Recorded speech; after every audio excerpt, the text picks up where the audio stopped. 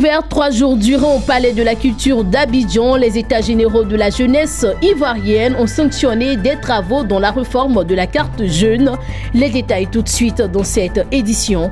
Et puis au nord de la Côte d'Ivoire, les célébrations et les présentations de vœux pour l'année 2019 se poursuivent dans le canton Kafigué.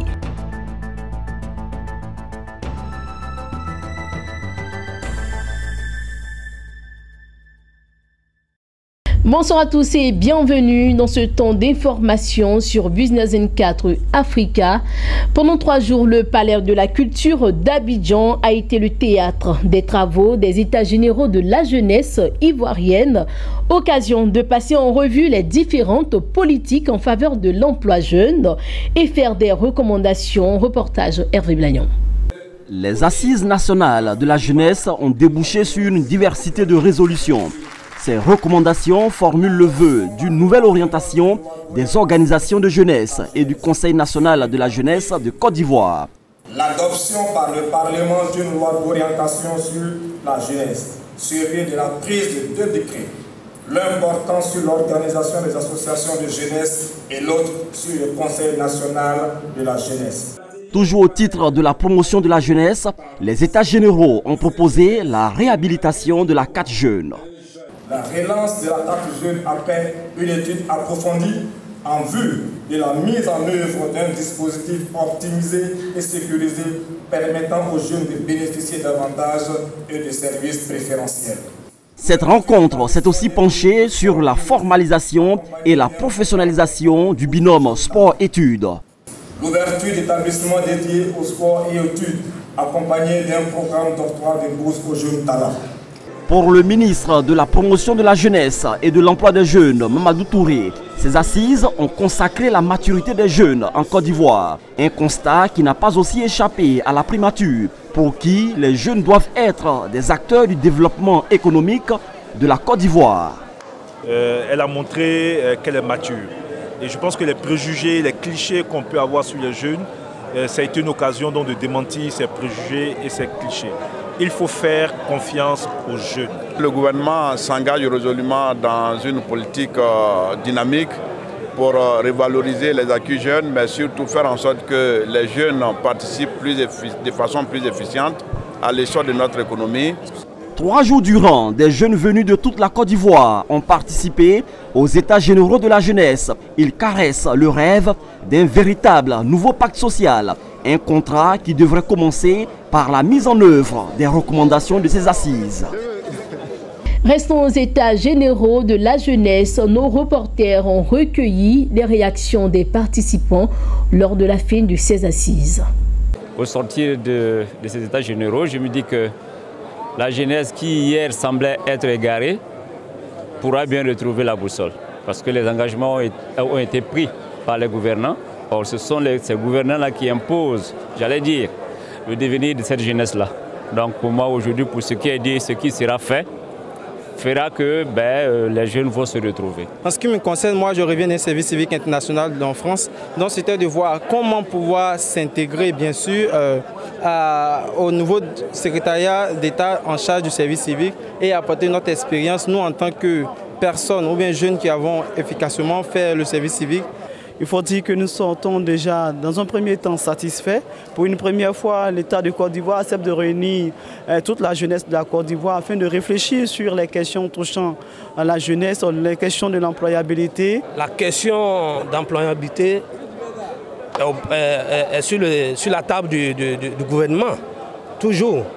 De deux, le gouvernement vient de nous dire que la jeunesse n'est pas oubliée.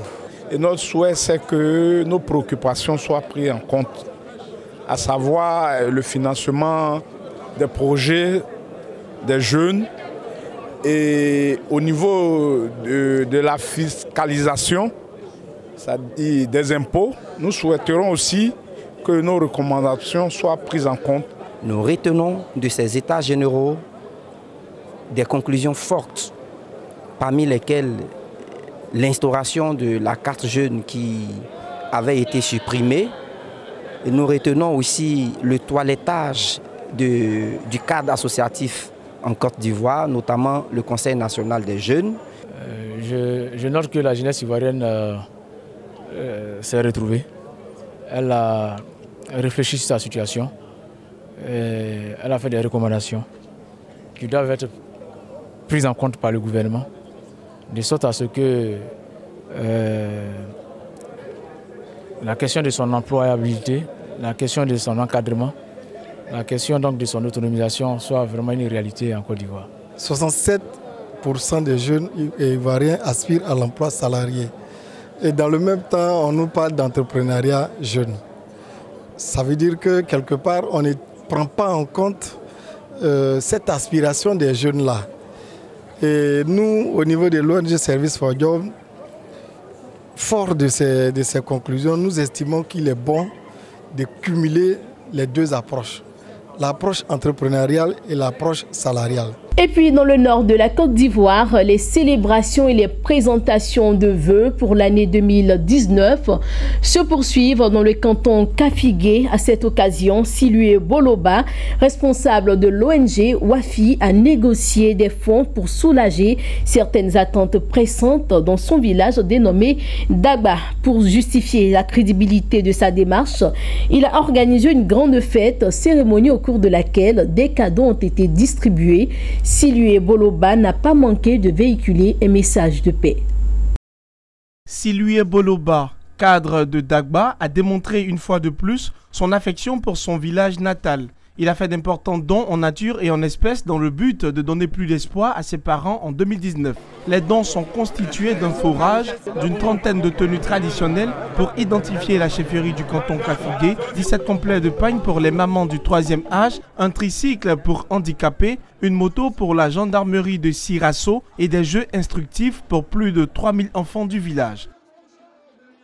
Nous passons par plusieurs personnes, d'abord des fonds propres de l'ONG. Et vous avez vu le tricycle qui a été donné au nom du Premier ministre, ça veut dire que l'ONG a négocié et nous avons obtenu cela. Et donc la moto, ça c'est l'ONG, le forage, ça c'est également une structure qui nous a accompagnés. Et donc tout ça c'est le fruit de l'ONG. Alors la machine que l'ONG a présentée, je pense que ça peut être une entreprise pour certains. Parce que déjà pour débroussailler, si vous l'utilisez, en moins de 2 heures vous débroussaillez 1 hectare. Alors que vous dépensez seulement 1 litre de pétrole ou je ne sais pas d'essence. Donc vous voyez, avec 600 francs, vous faites un travail de 1 hectare en 1 heure.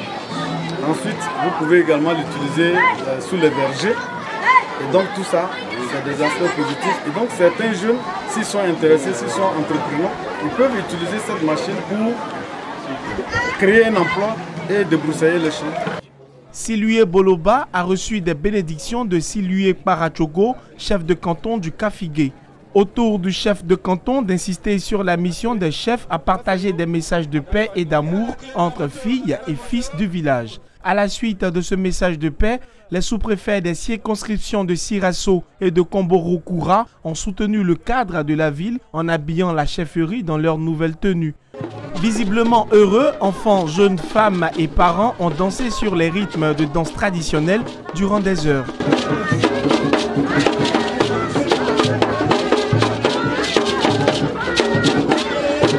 Le village de Dagba, constitué d'une population estimée à environ 10 000 âmes, n'est pas doté d'électricité. Un groupe scolaire et un centre de santé donnent nettement une représentation administrative. Situé à 67 km de la ville de Korogo, la principale voie qui y mène attend impatiemment le bitume. Toutefois, le village de Dagba présente de nombreuses opportunités commerciales, notamment la pêche, l'élevage, la poterie et les produits vivriers et industriels. C'était un reportage signé Thio Chang dans un commentaire de Daniel Kodjo. Et puis cette information en image avant de refermer cette édition. L'État du Sénégal et de la Banque mondiale ont paraphé une convention de financement d'un montant de 180 millions de dollars, soit 104 milliards de francs CFA, signée entre le ministre sénégalais de l'économie, des finances et du plan Amadouba est la directrice des opérations de la Banque mondiale pour le Sénégal. Louise Corde, il s'agit d'un accord de financement du deuxième programme de développement des réformes structurelles multisectorielles. Voilà qui met fin à cette édition qui a été proposée et réalisée par l'ensemble de la rédaction. Merci à vous pour votre attention. On se retrouve très bientôt.